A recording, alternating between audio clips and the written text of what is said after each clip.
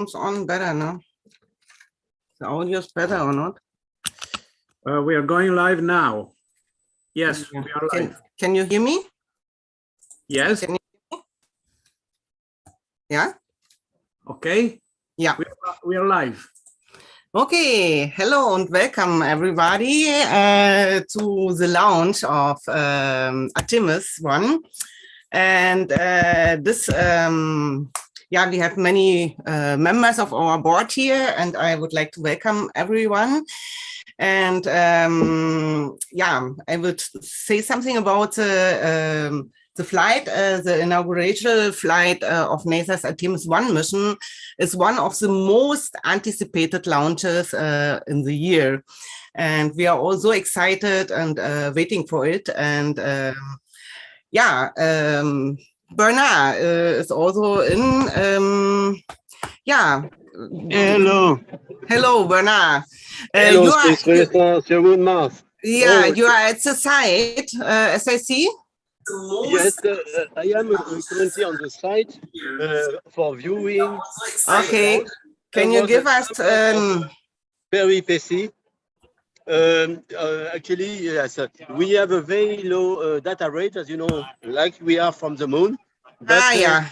I managed to connect. I had some special connection, but there are many viewers on this viewing port. Luckily, I was invited in a very VIP group that managed to go on a special location where we have a.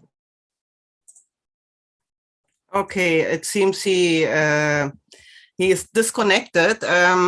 Yeah, the first mission for Orion on the European service module will send the spacecraft beyond the moon and back. And this mission, called Artemis I, formerly Exploration Mission 1, will not carry a crew, but will instead be controlled from the ground. Bernard, are you back? Yeah, but let me give you a very brief overview, and then I will leave you to. So the big news is that there was enormous chaos on the road, but people came to see the launch from all parts. But now, when we arrived on the launch pad, we heard from the engineers some informal news that there is a leak of the liquid hydrogen. That, in particular, the umbilical mass where this liquid hydrogen works. For this reason, they had to go in a much slower procedure to fill the tank and to ensure that the ambient liquid hydrogen would not exceed the threshold, which is 4%. The measured value was 1.8%, so they had to go very carefully. And because of this, with some crack developing in the outer part of the rocket that could be due just for ambient, frosting. But they, for this reason, they took 40 minutes delay as part of the buffer to try to study this problem. And now they have decided, we should formally have a launch at 8:30, but we are de facto put in a so-called hold phase. So there is a 40 minutes hold at least. And then the group of engineers and managers will decide if really we would have a go. One other unknown, yesterday we had a huge storm passing very close to the launch site, and there were prospects of a 30% chance of not going because of bad weather. But this got worse during the night, and it got better this morning. This morning we have a very clear, we had a very clear dawn and a very clear sunrise. So the weather is okay. Now it's the technical and the human part that has to be analyzed. And so the launch is not to occur, it will be delayed at least 40 minutes. And so what I propose is that I will go and look for some more news, and as soon as I saw some news, I will come back to you. In the meantime, of course, we have had a very interesting session yesterday about a briefing of what is the goal of the Artemis program, the Artemis I mission profile, the payload, the significance for Space Renaissance International, also space, the significance for young explorers. So we had a very interesting debate. We kept it very well in time, but today when we launch, technical difficulties will give us a bit more time to wait. So I propose that with your August panel, you discuss some also the midterm and long-term elements of Artemis and the lunar exploration program. So all the best to you. I tried also we have also our EuroMoonMars rocket engineer, rocketer, is also on site, but in the so-called VAB, the Vehicle Assembly Building, the place where they prepared the shuttle and also now the SLS, and he is also looking to view the launch from there. So, okay, my best wishes to all the Space Renaissance and EuroMoonMars friends, and I give it back to you to animate. Thank you. Yeah, thank you, Bernard, for this information. We hope she will solve the problem. And in the meanwhile, I will talk a little bit more about the mission. I think you have heard it yesterday, but maybe if some enter today is the first time. Also the first mission for Orion and the European Service Module will send the spacecraft beyond the moon and back. And this mission, called Artemis I, what we have now, was formerly called Exploration Mission 1 and will not carry a crew, but will instead be controlled from Earth or from the ground. And it will be launched today. We are so excited, and it will be launched by the Space Launch System from the Kennedy Space Center in Florida, where Bernard is at the moment. And the spacecraft will enter low Earth orbit before the rocket upper stage fires, and to take it into the translunar orbit. And ESA is also part of this. Also the spacecraft will perform a flyby of the moon using lunar gravity to gain speed and propel itself 7,000 kilometers beyond the moon, almost 500,000 kilometers from Earth, farther than any human has ever traveled. And on its journey, Orion will do another flyby to the moon before heading back to Earth. And the Artemis I mission duration depends on the launch date. We hope it will be today, and even the time, and will last from 20 to 40 days. I have heard something about 42 days, depending on how many orbits of the moon mission designers will have the European Service Module guide Orion on its journey. And the variation in mission length is because the mission must end with a splashdown during daylight hours. This is very important in the Pacific Ocean off the coast of California in the United States. And the European Service Module separates and burns up harmlessly in the atmosphere shortly before the Orion crew module splashes down. And second Artemis mission will have a similar flight plan, but with 4 astronauts. Yeah, Adriano, do you have something to add, or cool? Have you prepared something? Or yeah, Jerry would be happy to say something. Jerry, keep us informed. Jerry? Do you have to unmute? Yeah, sorry, before, just right. One thing I wanted to say. We are very happy to have with us Sean Moss from Australia. And I think maybe he would also like to say something about this historic day and the Artemis I mission that is preparing to is a stepstone to the Mars, to future Mars missions. So I believe that Sean could be also interested to say he something. says not today. He wants to listen. Okay, only. it says not today. It's okay. nice to have you here, Sean. Sorry for not greeting. I didn't know how many people are in the audience here. So very welcome to everyone in the audience. Yeah, Jerry. Hi there. I've been looking forward to this flight for many years now. I mean, it was in 2019 that we reached the 50th anniversary of Apollo 11.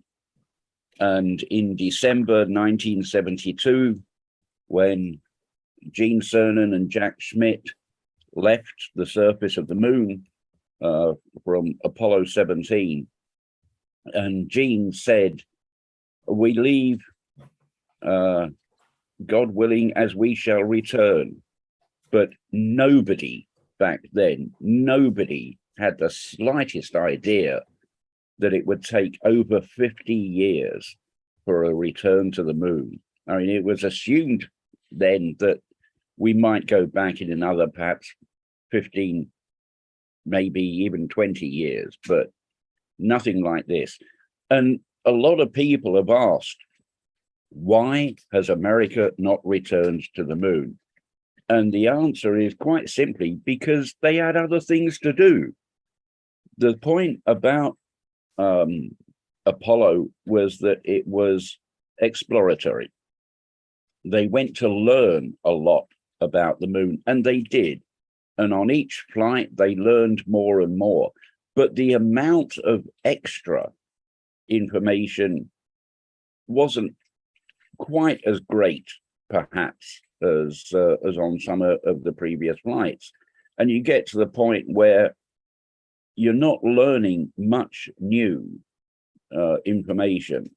And so it was decided to actually cancel the final, well, not really the final 3 missions, because there was plans to go to Apollo 21. That 21 got cancelled fairly early, and then 17, 18, 19 and 20 got cancelled. Actually, that's not the full story, because there was... May I enter here? I think the competition has finished when the first moon landing took place, because the Soviet Union had planned also a moon mission, and they cancelled this program when they lost this kind of competition. And so the interest for moon, disappeared somehow or become lower, because America had demonstrated their first position in the competition, and I think this was a reason. But sorry for interrupting you. That's okay. There was actually a plan to go through as far as Apollo 40. Now, not many people are aware of this. And the idea was that by the time of Apollo 40, you would have a permanent manned base on the moon. But that disappeared quite early and was cut down to what was meant to be 21 flights, and then down to 20, and then down to finish with Apollo 17. But the basic idea of the Artemis missions is to finish up with a lunar base. And that's part of what Artemis I is about, that they are going to look for resources which will be useful in establishing a lunar base, like looking for sources of frozen water below the surface of the moon, which we expect to find around the lunar poles. And if you have water, so not only probably with a bit of processing, that astronauts could drink that, but you can also break it down into hydrogen and oxygen to act as fuel for your rockets. So if you don't have to take the fuel with you that you need to get back, then that makes a huge difference to your launch costs. Okay, Bernard, you're sharing your screen. Yeah, so I just managed. Sorry, Jerry, very interesting to hear you. But we have Sorry, some news. there is a return in the background. Yeah, yes. Yes, because yeah, listen to the NASA official. There is some babbling, and they are studying the case. Come back to her and have a discussion. Do you hear the comment? Yes, so they are still discussing whether we have go or no go. In the meantime, I managed to increase my bandwidth from the moon, and you can see some images from Banana Creek that I just took. Maybe can you see some of the images? Yes. Yeah. Yeah. We see the thumbnails. And this is some images of the launcher. Let's see. Could you show them one by one, because we only see the thumbnails.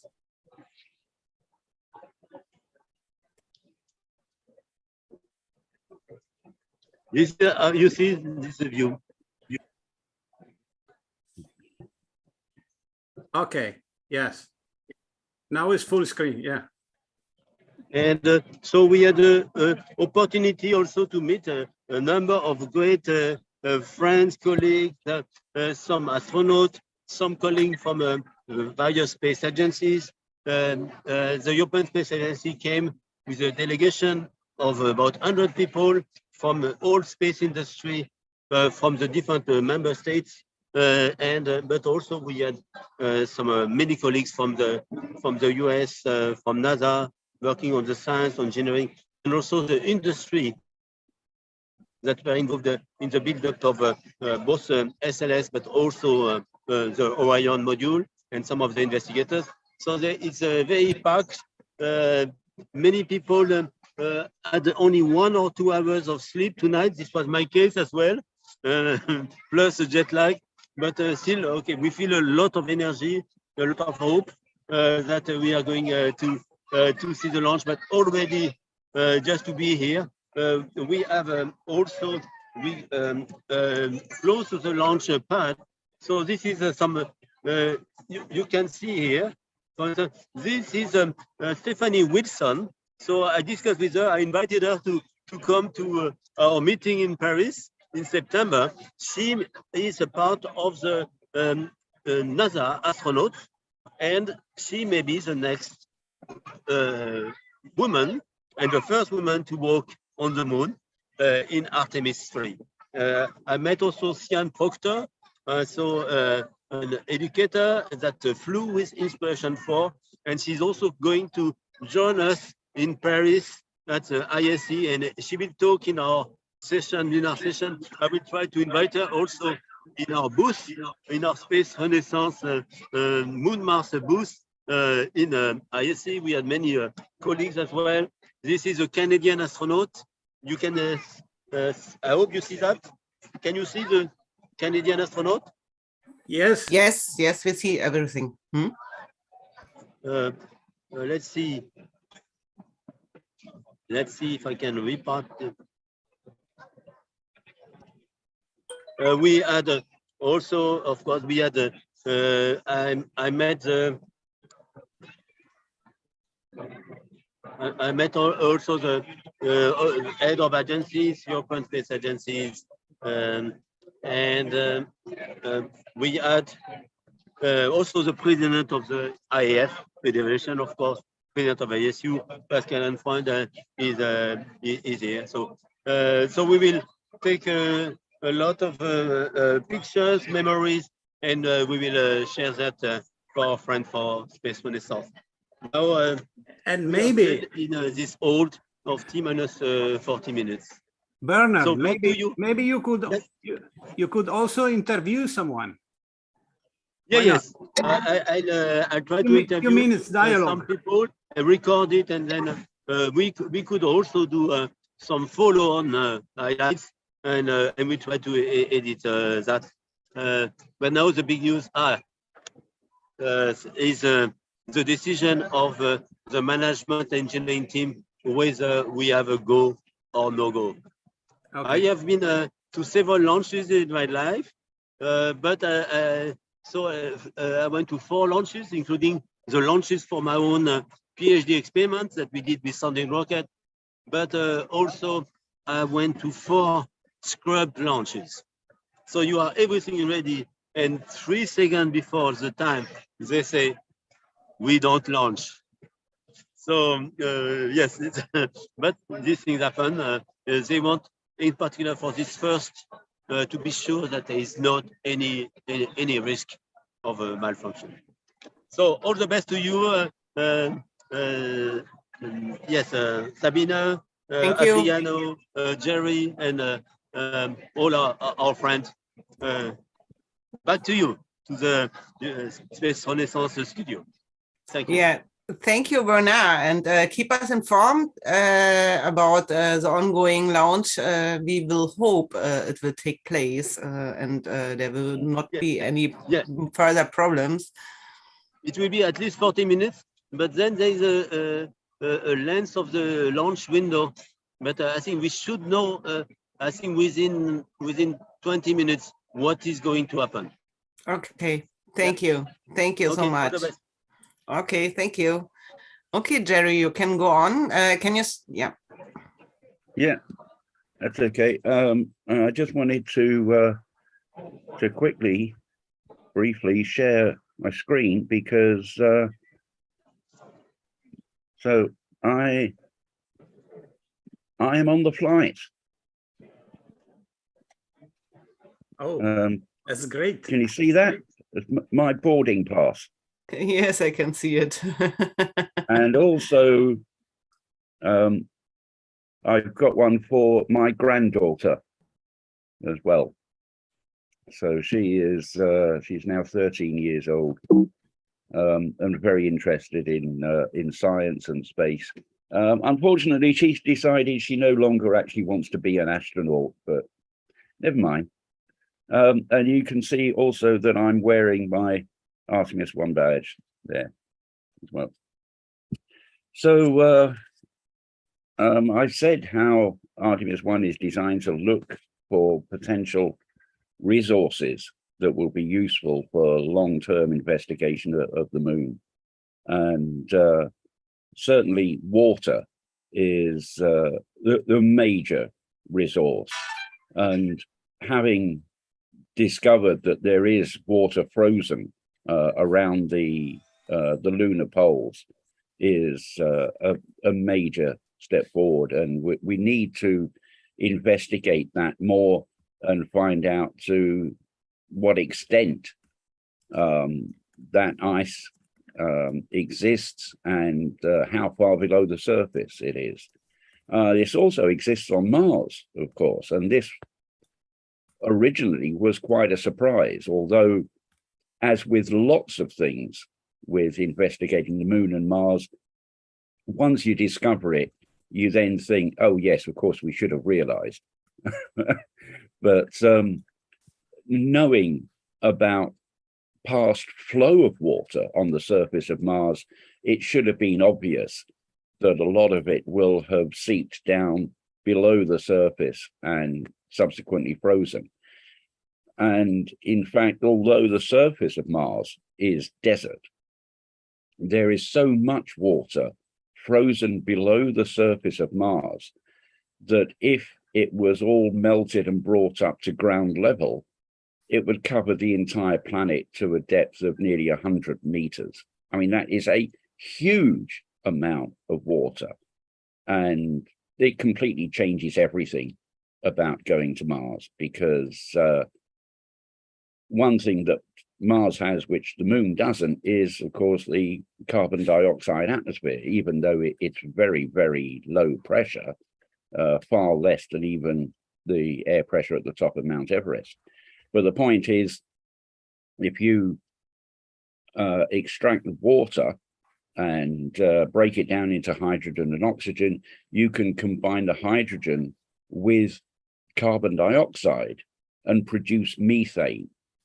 And this is part of the Mars Society's Mars Direct plan, which was brought up, I think in the 1990s. And the idea about reducing the cost of getting to Mars was having a smaller spacecraft. And you can do that, have a smaller, lighter spacecraft, which could be launched with boosters which could be developed from what we already had rather than have to develop them all from scratch, was simply that you do not take with you the fuel that you need to get back, which sounds quite drastic, but the idea was you'd send out an unmanned return craft, and that would go off to Mars and it would land, and it would take with it 6 tons of liquid hydrogen. And then over the next couple of years, it would then combine the hydrogen with carbon dioxide from the Mars atmosphere to create methane. So that by the time you sent the crew out on the next available launch window, their return craft would be sitting on Mars fully fueled. And it's interesting that we had an update on this just a few years ago, when the BBC asked one of the London universities to come up with a plan for a Mars mission. And basically what they came up with was Mars Direct, almost exactly the same, but with one change, which was because we now knew how much water there was already on Mars. They said, you don't have to take the hydrogen with you to Mars. You can get that when you're there on the planet. And that means you've got 6 tons of spare capacity. So you could use that to take rovers and other equipment with you. But it also does mean that they essentially verified the Mars Direct approach. And I've mentioned all this because this is an ongoing area of the Artemis missions. I mean, the SLS booster is intended in the far future to be able to send craft to Mars. Now, they haven't decided quite how they do that, whether they have the equivalent of the Lunar Gateway, which is being planned, which is essentially a small space station out at the moon in lunar orbit. And lunar landers could essentially shuttle between Gateway and the lunar surface.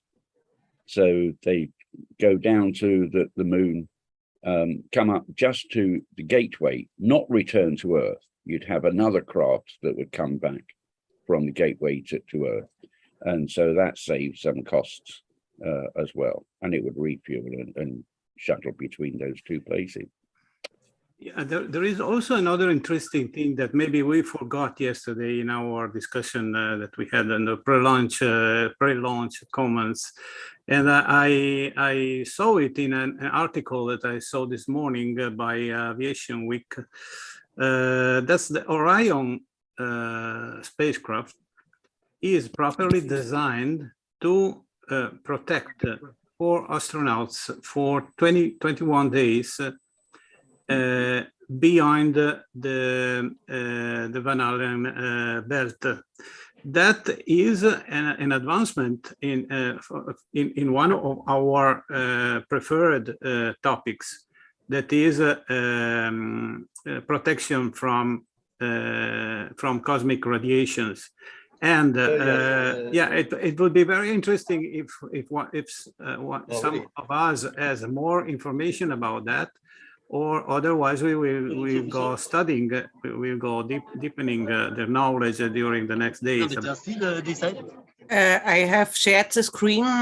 Maybe someone, Jerry, will you say something to this graphic? Yeah. Okay, so the red line and the red units there is the outward journey. And The I did in my craft, interview at least. the craft is due to go into two different types of path around the moon. With Apollo, they fired the engine once they reached the far side of the moon to slow them down to go into orbit, which was 69 miles above the surface. Now, this is intended to go, as it says, step 5, the outward bound powered lunar flyby. So it goes into a path 185 kilometers above the lunar surface, and then comes round again. So the end of the red line is step 6, and it's in what is termed a distant retrograde orbit. Now, this is considerable distance above the surface of the moon, and it will continue in that path for some time before they fire the engine to return them back to Earth.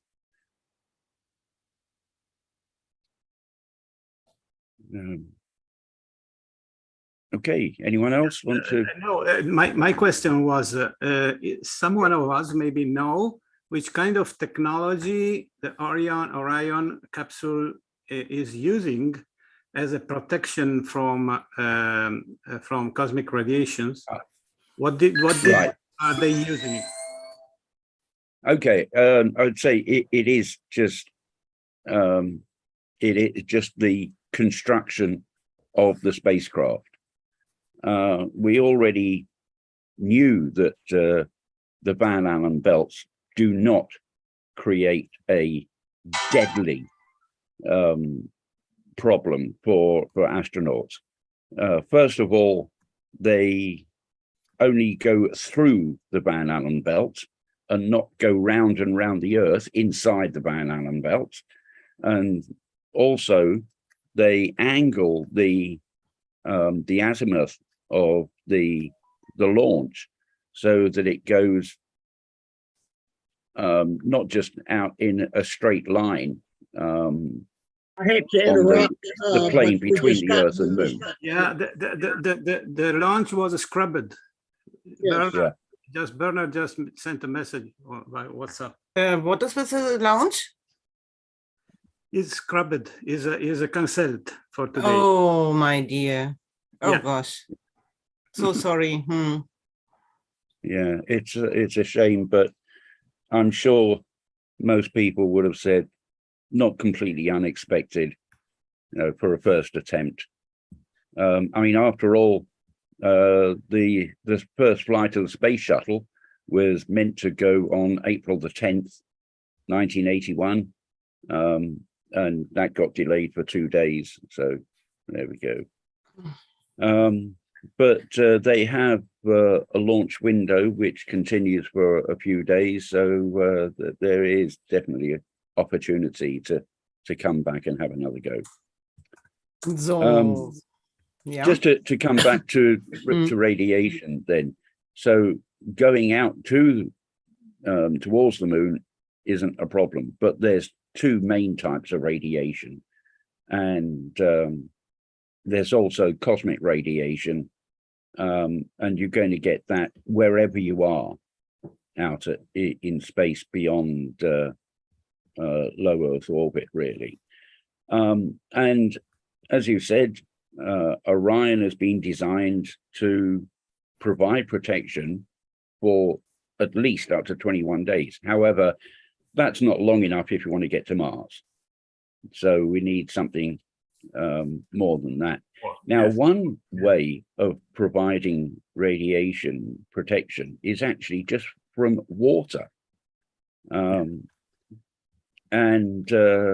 something that's being suggested is that you have a room inside your Martian spacecraft, which is lined essentially with rectangular bags full of water. And these will provide your water supply during the flight, But as you're going to recycle all the water, it would get refilled, so it doesn't get used up. Yes, Irving. You have to unmute, Evan. Yes, they just announced that in addition to the scrub, the next available launch time would be Friday, September 2nd at 12:48 Eastern time. That doesn't say that that's when they will do it, but that's the first available. Yeah. Okay, Yeah, so it's a pity. So I think we will open a new launch window, and we will meet again when the next launch is announced, and we will try to stream it live again. For today, I would like to say thank you for joining us, for whom is joining us since short time, as the launch has been cancelled, is postponed, and as Ivan says, on Friday there will be the next possibility for the next launch. So stay tuned. We will keep you informed about the next launch, and hope to see you all again. Sabine, just let's wait 2 minutes just to see if maybe Bernard want to say something. Okay, yeah. Okay. Coming in again and say something. You've write him? Yes.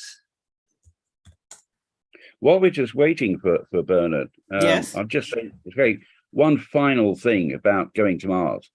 So if Orion will keep people protected for 21 days, and we need to improve on that.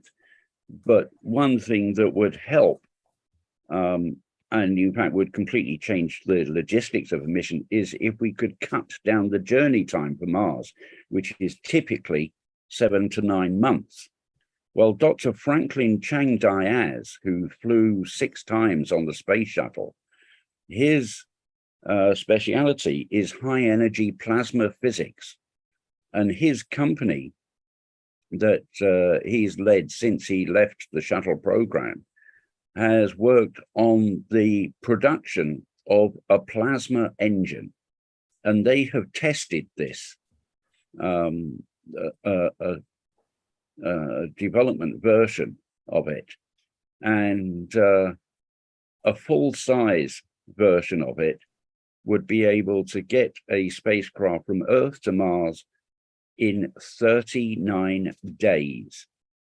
And that changes absolutely everything. And if there's one area that should be given funds for more research, I would say give it to Chang Diaz. Yes. Oh, this sounds really, really good. And yeah, we will see if it is feasible. But on Monday, September 5, I think it is September 5, we will have our next webinar series. And Ulrich Köhler from the DLR will be presenting everything about Mars. So I think we can have a nice discussion with him about all these topics because, yeah, he's well informed, and yeah, I'm really looking forward to it, and I would like to invite the audience to join our webinar. Adriano, do you have any news from yes. Bernard? Bernard replied via WhatsApp that the internet went down, and he asked me to give his greetings to everybody. Okay, so okay, thank you, Bernard, for keep us informed and for reporting from the site. And yeah, it's really a shame that we cannot join the launch today, but I hope on Friday or on the next time we will have the possibility to join it live and to transmit it live. okay. Yeah. Thank you, everyone, for joining us. Bye-bye. Bye. Thank you. Ad Astra.